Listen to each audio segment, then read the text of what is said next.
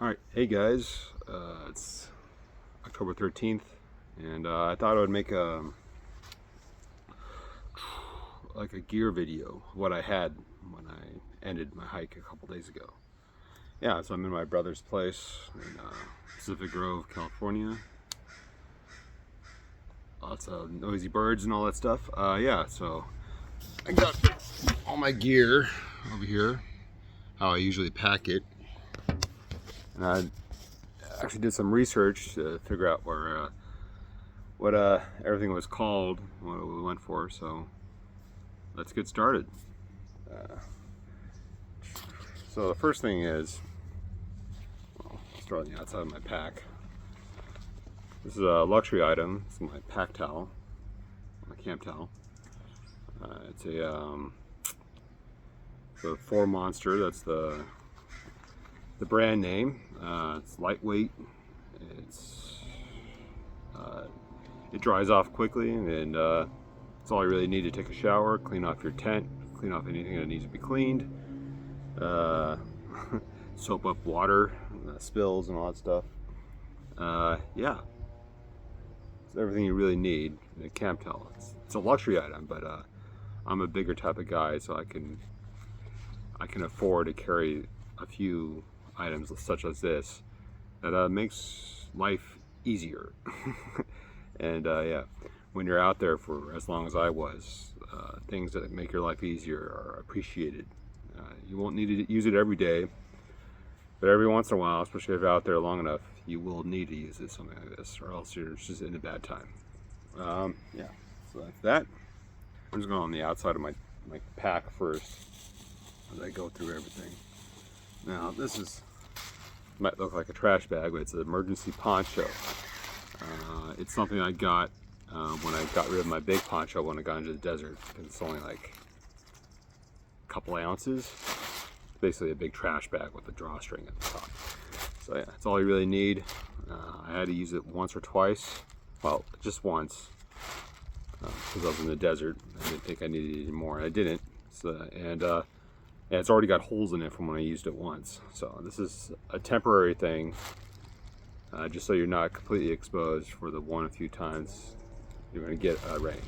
I had a heavier duty rain poncho when I was in an actual poncho, like with fabric and all that stuff, not just plastic like this. When I was back east, when the rain was an actual thing, like constant danger every couple days or something like that. So yeah, so this small, you can fit in your pack, and yeah, that's all you really need for if you're hiking in a low moisture area. Yeah, so that's that. So I can go through everything.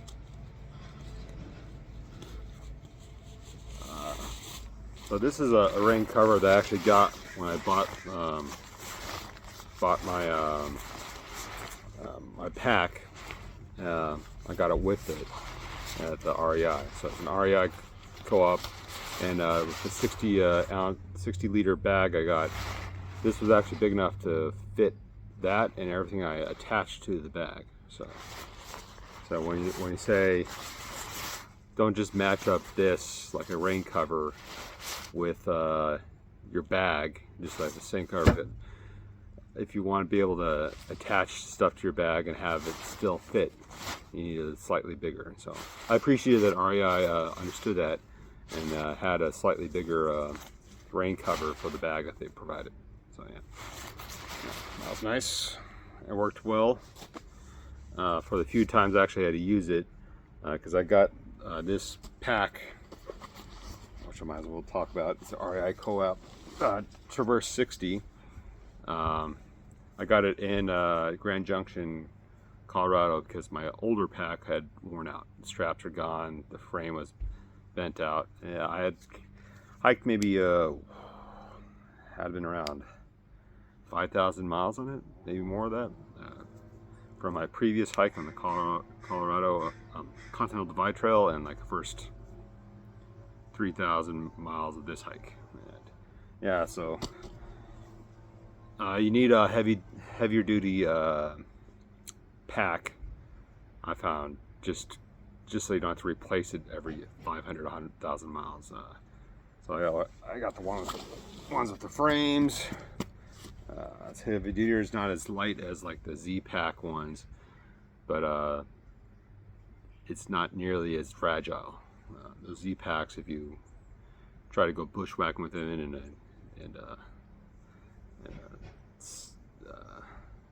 you rub up against a branch or something, it'd tear right into that top. So I've never trusted those like frameless packs like that. Just they're not long-term enough, at least for me, for the cost-wise. Because those packs, even though they're lighter, everything's lighter about it. So that's good if you want to go ultra light. But usually they cost a couple $100 more each. I got this one at the REI and in Colorado, Grand Junction. So it was the cheapest one they had. It was their brand one. So like the other packs that were just like it were maybe $100, $150 more. So I was like, I'll take a little bit heavier pack if I can get it on the cheap, which is what I was able to do. Alright, let's start going through some of the things I had it. So earbuds. These are nice. These attach right to here. These ones in particular are, they have a USB-C port that holds 80 hours of listening time, which is great. So you just fill it up, and that usually you don't have to worry about charging that in your middle of a hiking stretch in between when you know you're gonna have power ports. So yeah, that worked fine. Yeah, actually these are the second set I had because I think I lost another one, or they just disappeared one day. It happens. I try to keep everything organized, and when I pack up and leave, just so I don't leave stuff behind, because I have a tendency to do that if I don't become organized. So yeah, so you get in a routine and you try to pack everything away the same way each time, so you don't lose stuff. In the same pocket, yeah, I have this in one of my side pockets where I can get to it really easy. Is my headlamp. This is a BioLite headlamp. It's pretty old, so I think I got this, I want to say for my first hike. That was about 8 years ago. So as a USB A port, like one of the older ones, which is annoying, but I didn't want to buy a new one because this works perfectly fine. There's a red light.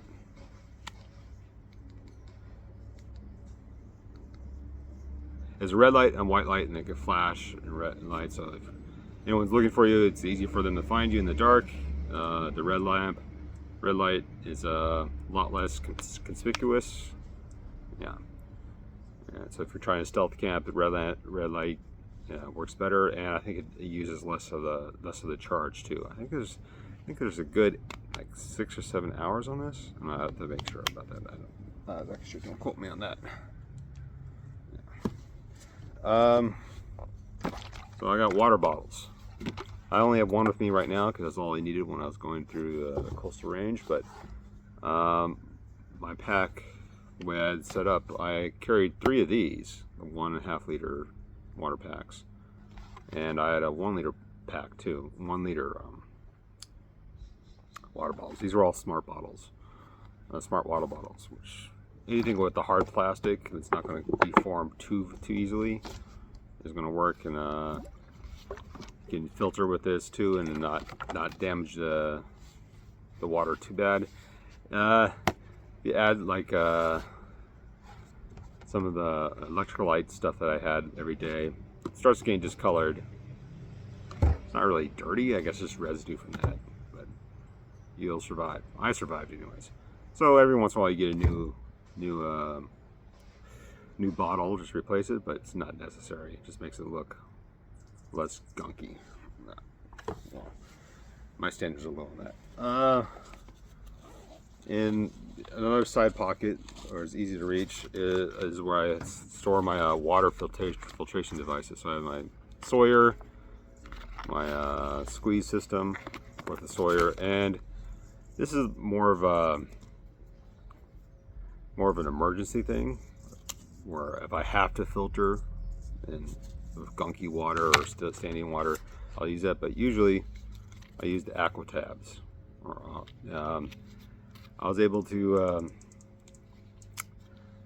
and part of my system was I bought in bulk a lot of this stuff. So every one of my packages I sent to myself, I had a 10 pack of 10 pack of aqua tabs. So it's basically it's one for one for each one of these. So I was able to store it up and just keep them. These are pretty light, and so yeah, I ended up with finishing without using the last one. But yeah, so these work as in like you just fill up the water, and they're iodine tablets, and you just put it in the water, and 40 minutes later it's supposed to be clean, or no microbes in it, but you still get all the protein and extra carbon from not filtering. But again, my standards are low. As long as there's nothing crawling around trying to infect me, I don't really care about that stuff. Yeah.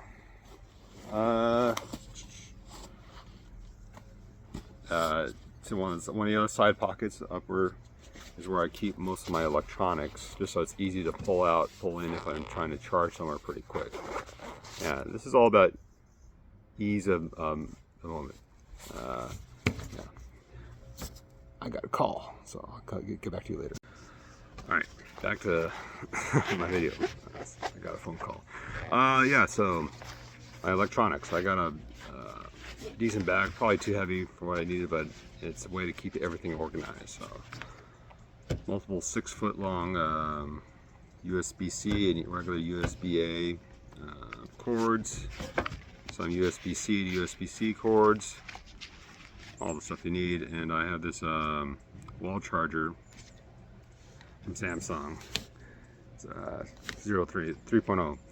It's pretty fast. It's I think it's around, what is it?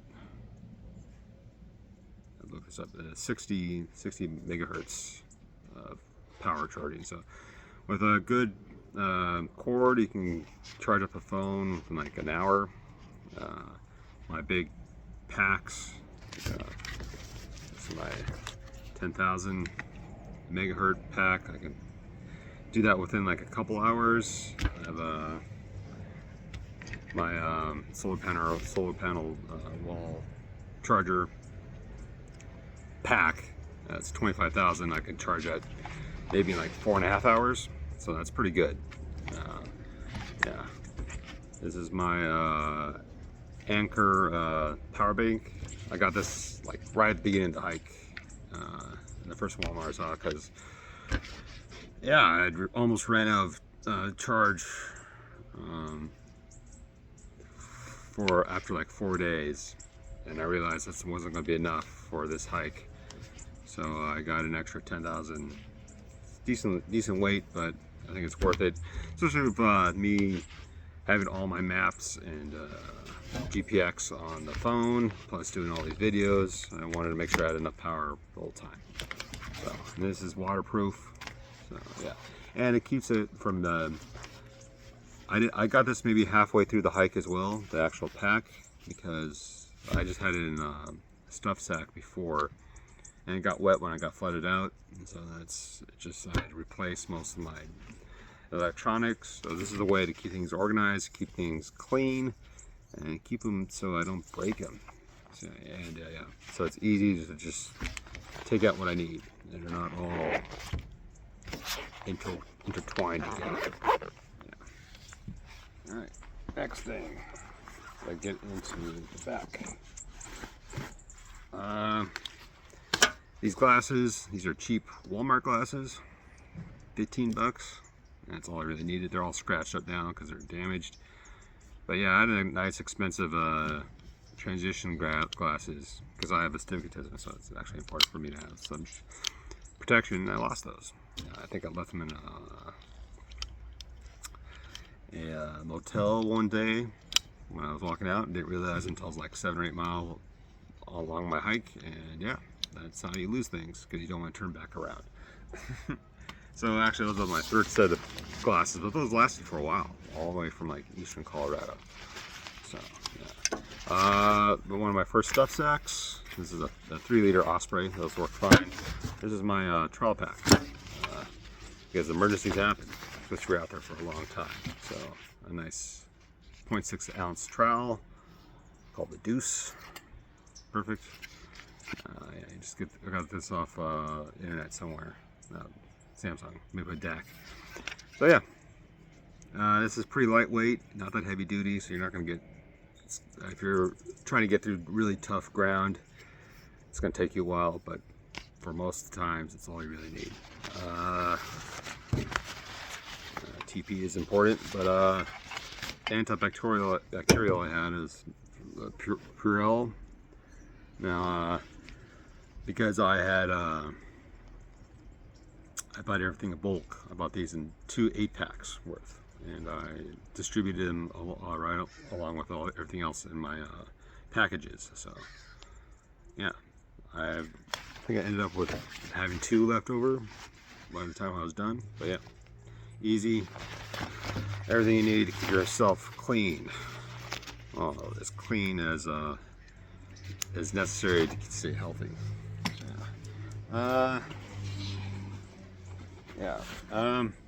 Some part of my water system is basically a collapsible cup. It's made by Sea to Summit. It's only a 400 milliliter capacity, but that's all you really need to scoop water. I didn't use it that many times, but 10, 12 times, but every time I did, it made things a lot easier.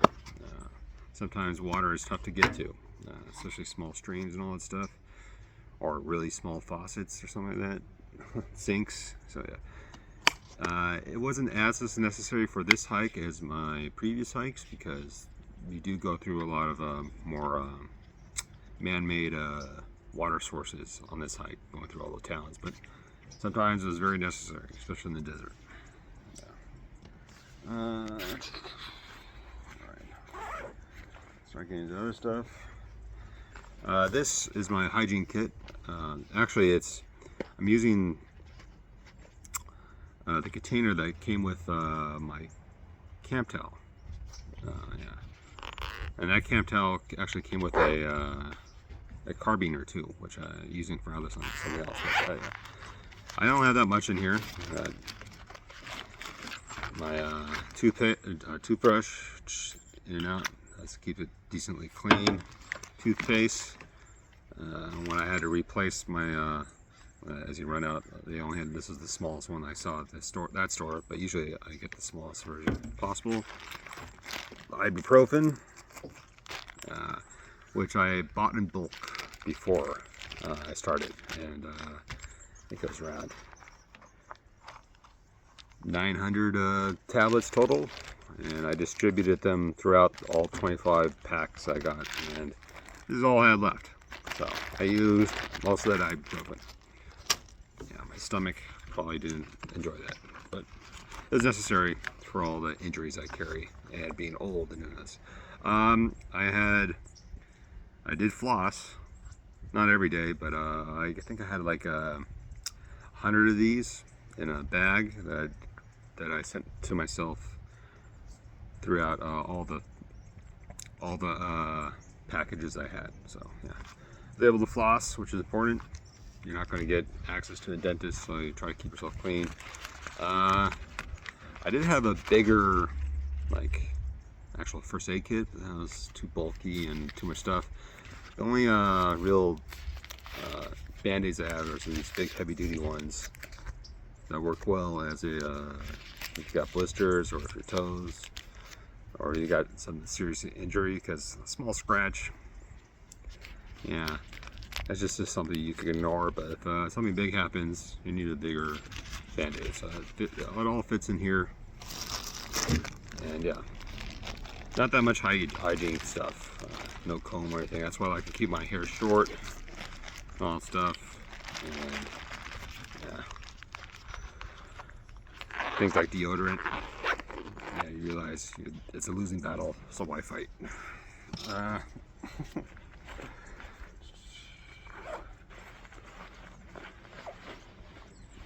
That's it. Now, that's pretty much everything that's on the outside, except for my tent, and I'll go over that last, so my pack can stay upright. I guess I'll show you. Actually, my foot gear. These are Crocs. They're actually, I have.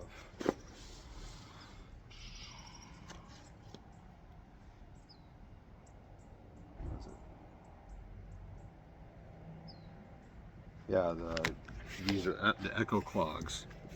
They originally came with like a strap in the back, but I was hanging them off the back, and I was doing some ill-advised bushwhacking to cut a few miles, and caught up against something, and eventually they tore out. But I don't want to pay for new ones, and these are worked just as fine. They're just not as you have to just be more careful when you cross water, and I really didn't have to do that many times this hike. If I was doing like the Continental Divide Trail again, or the Pacific Crest Trail, going through the Sierras, having Crocs with backs are pretty important, so they don't fall off when you're trying to cross Raging River. But these worked fine.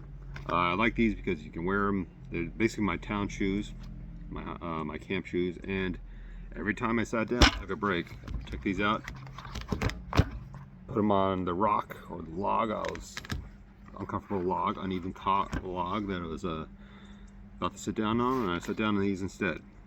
And yeah, made things comfortable. I also, if I was using a lot of my winter gear for a cold night, this helped as pillows as well. So yeah, Crocs are a good investment. They're pretty lightweight for how bulky they are too. So yeah, not bad.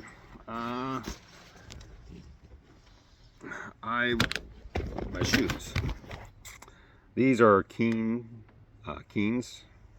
I like Keens and I like Merrells because they both have pretty wide toe boxes. And once you start hiking like this, your feet become splayed and all that stuff. And so a regular shoe is just usually just way too narrow. And these are 13 wides. Before I started hiking, I was maybe 12 and a half, so you gain inches.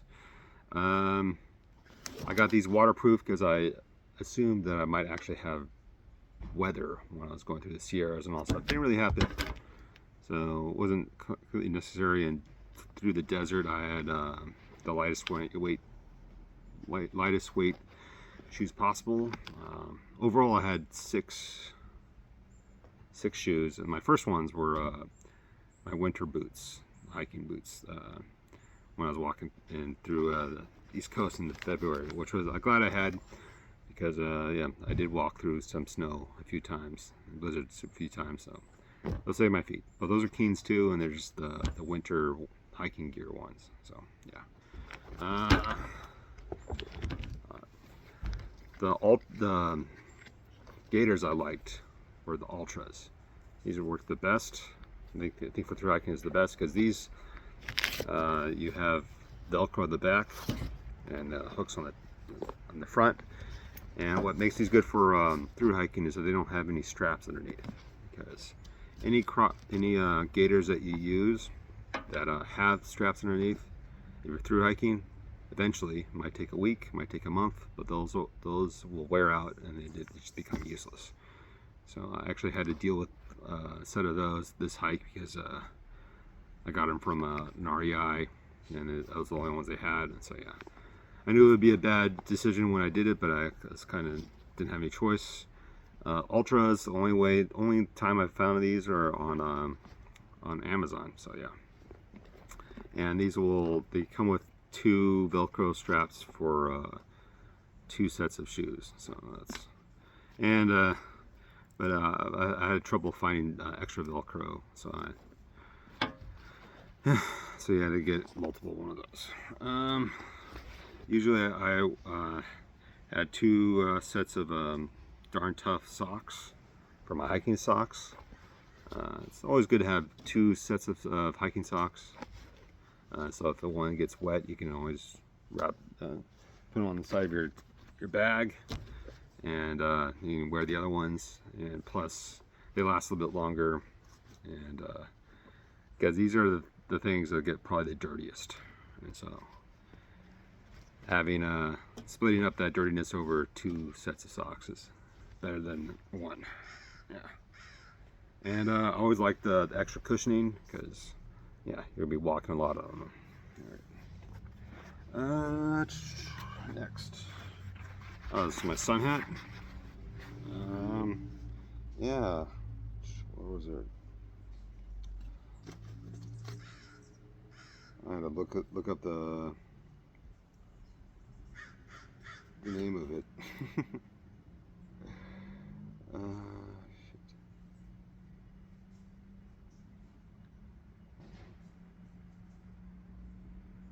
Anyways, basically I got the full coverage as possible. It's a lightweight. You can dunk them in water and they'll dry out in at least a half hour probably. There's a back cover for my neck. So yeah, I did buy them with a strap over the side, but I think it was a bad buy because you could take it off. There's like hooks on it, and eventually they just fell out, and because the clip on it wore out, those plastic. So yeah, but it still worked, and I didn't feel like buying a new one. So you just have to be careful with that, because these can fly off. Careful. I have my Oregon Ducks puffy from Colombia. I tried to look it up. I think it's really old, maybe like 20 years old probably. Because I got this actually on the Pacific Crest Trail. My old puffy was, well, the zippers had worn out, and so I had to get a new one. So I was looking through a thrift store, and I found this for $40, which I know is a good deal. So that's why I keep on it, because a good puffy is like $200, $300. So that's why I've held on to this. It was nice and beat up now, and some ill-advised bushwhacking put some holes in it. But yeah, that's the brakes, but it works fine. It's not waterproof, and yeah, so it gets nice and wet when you're raining, but you can still walk in it, and then it'll dry itself out as you walk, so it's not that bad. It's part of my sleep system too if it gets pretty cold. Well, these are my empty food bags right now. I have 2 of them. This is a 20-liter food bag, which I keep a bag of paracord for a bear hanging if I had to. I didn't really have to do this hike. First of all, there weren't that many trees. Second of all, where I was hiking, the bears weren't used to eating food from. So like, yeah, it's the campgrounds on populated trails that bears habituated to even to. So I really didn't have to worry about that for the most part. I only bear hanged, I think less than a week total. So yeah, not bad at all. I have 2 bags, a 20-liter and a 6-liter. This I would put the food that I knew I was going to eat that day, or that's what I would eat from. And yeah, this is what I stored everything else in. And that would be I can carry maybe 8 or 9 days of food. So yeah, that's enough for now. I'll finish this later. All right, back at it. Yeah, so now I deal with the rest of my electronics. The main thing is the Lucky 4-panel solar charger, 25,000 megahertz on the battery pack itself. I was really happy with this type of solar panel. It's smaller than the other like massive ones that other brands do, and you can hook it up pretty easily to your pack and have it charge all day. And you can get maybe a 20 or 30% of a phone charge per day. So over like 6 or 7 days, if you're out in the woods or in the desert or something like that, you can get a couple extra charges off your phone, so which is important. It's more of a safety thing too, so you always have power for my next item, is my Garmin InReach. Now this is about I'd say around 6 years old, so it's kind of old tech. Apparently there's phones now that pretty much copy what this is, but it's links up to a satellite, so no matter if you have service or not, you're always in contact, or could be in contact. You can text people off it, and there's a emergency option right here, where you just click it, and then if something went wrong and there's no other service, no other place to get nowhere else to call,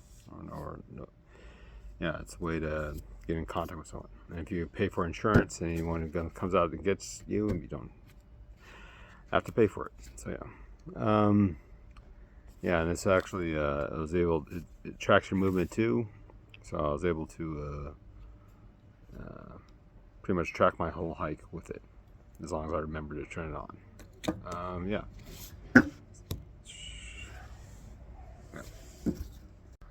Alright, next up is all my clothes.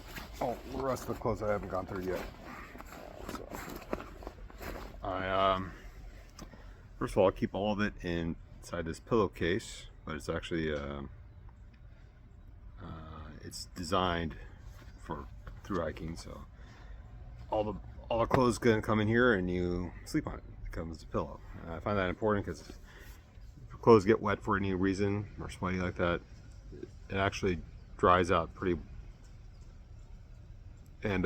dries out better than if it was just out in your tent, especially if it's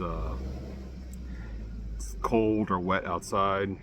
Yeah, your body heat will warm things up and keep it not as bad, your wet stuff, than if you're trying to just hang it outside. I found that out. All right, I was in the Army once, so I got a lot of my old Army gear that I found works just fine as compared for trail hiking.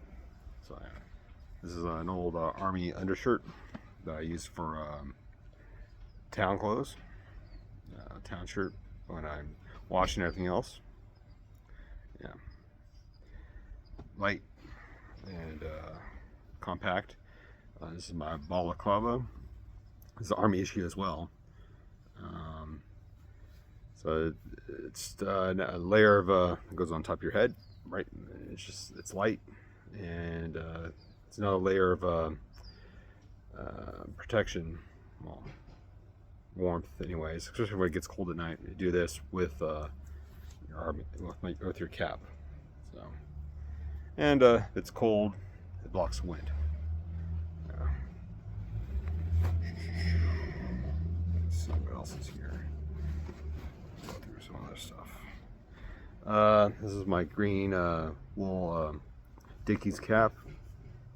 Works fine. It's light and it keeps you warm at night or when you're hiking. And it's not waterproof, but it's wool, so it's not that big of a deal if it gets wet. Yeah.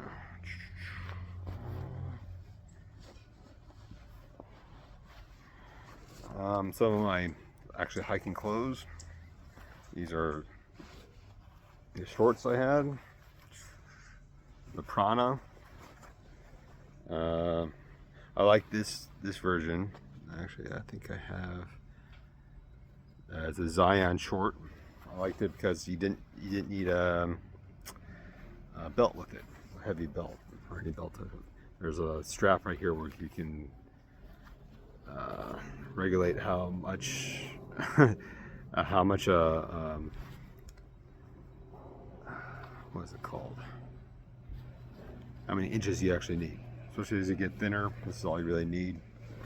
And so yeah, I held it up just like having a belt, not having to carry a belt around. Here's the hiking shirt I had. What was it? Just a KD hiking shirt. I liked it because, well, there's the vent in the back, so hopefully the sweat evaporates quicker. There's zippers on the front pockets, so stuff to put, places to put stuff. It worked good. Yeah. Underwear, I use the Merino Tech. That worked pretty good. It's just the merino wool shorts, so that evaporates pretty easily. Um, I also had my sleep shirt / town shirt or whatever. It's also merino wool. What's it called? Yeah, it's smart wool. It's just large. Worked pretty good. Yeah. Later. For my town pants / long pants, I had there's an REI co-op. It's basically the lightest long pants I could find that are still you can hike in. It's another what do you call it? Layer if you're sleeping at night. It's cold. Yeah, it adds another 5 degrees probably. Yeah. Another Army issue thing that I swear by is the PT shorts. You get these, any other Army issue stuff you could probably get at a surplus store, military surplus, but yeah, this works great. I slept in it every night. Works great as if you're taking a public shower somewhere, or if you're trying to jump in a lake or a pool. It works fine. And if you just walking around town, it works fine too. So, a lot of different uses. One item. I have my thick socks, wool socks for at night if it's cold. It's just smart wool socks, 100% wool. Yeah, I'll keep you warm at night. Just another layer. And some more Army issue stuff is my long johns. Basically just silk undershirts, long undershirts and long underpants. Yeah, those work great. Yeah. And some of the Army has a lot of does a lot of rucking and hiking and all that stuff, and exercise and all that stuff. So some of their stuff is actually pretty decent. Other stuff is completely useless, but yeah, obviously kept the stuff that was good. So one other Army issue thing is the Camelback I still use. It's a 3-liter Camelback, pretty heavy duty. Hasn't leaked on me yet. Yeah, so that works fine. And I guess I'll start with my sleep system. This is a Gear Doctor's sleeping pad. I like using the air pads just because it's more comfortable at night. There are drawbacks, whereas in like every once in a while they'll get a leak, and then you'll have to scramble to try to find another pad, like in the desert where it takes like 10 days to get a new one. Yeah, but I think overall it's worth it because otherwise you're stuck with foam, and there's not much more protection from cold, and I don't think it's as comfortable when it works. It's not as comfortable as when you have a sleeping pad with air inside. That works. Yeah.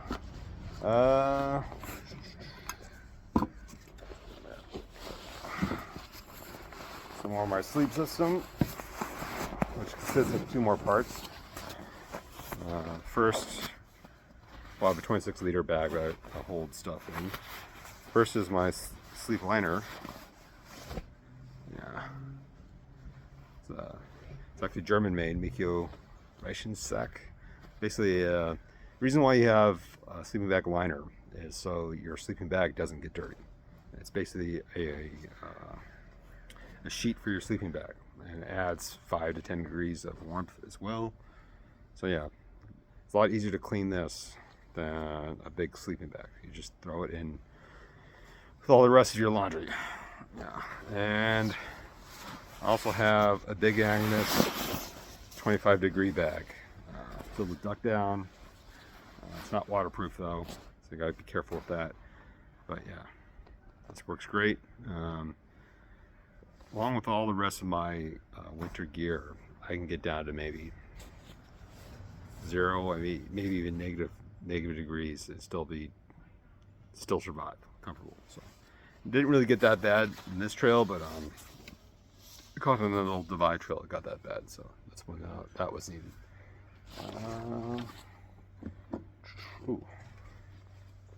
You see me walking around, I have a bad knee, torn meniscus, so knee sleeve and a brace. This is a pretty heavy duty brace designed for sports and all that stuff and hiking. I'm trying to look for where I had it.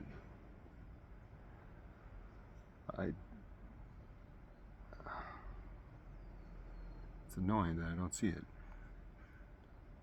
Well, it's a KGOI, and they're pretty much specifically designed for each size of leg you have. So if you look it up, they send you a whole way to do it and measure it out, and always go a little bit bigger than what you think it is, because if it's too tight, it's just too uncomfortable. What else? Big thing is the jet boil. This is one of the things I've had since the beginning. Had it so long that the flint on it wore out long ago, but I like how big it is, and you can fit 2 ramens and a tuna and anything else you want for dinner. Yeah, I always found it that it's way too depressing to eat too cold soak stuff and eat it at night. I'd rather have something hot and something to look forward to. Always carry the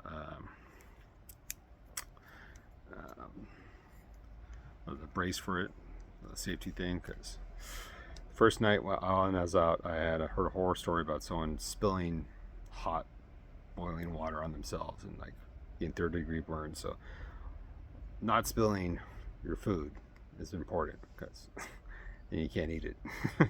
This is the small oven that goes on top of a small propane ethanol gas. So yeah, it all works. And you need a lighter if your flint is out. And you should always have a backup ladder anyways, because yeah, I usually carry 2 with me. And all the accessory goes in this little bag. Yeah, I find the extra weight beneficial for having hot food, and having hot food is more efficient calorie wise anyways. So, pretty much all we've done. The only thing left is my actual tent. Now this is a trail-made 1-person tent, REI. For how cheap it was, it worked really well. One tent survived the whole way through. The zipper the last few weeks was starting to break down, and I probably won't take it again on another hike, just because I feel another week on the zipper, it's not holding as well as it should, and the pole started deforming. But considering that it was around, I would say 220 days of using it, that it survived the whole way through, I'm happy with it, especially since it's just an REI tent. They're the cheapest one that was there because it's their brand name. But I think that is it.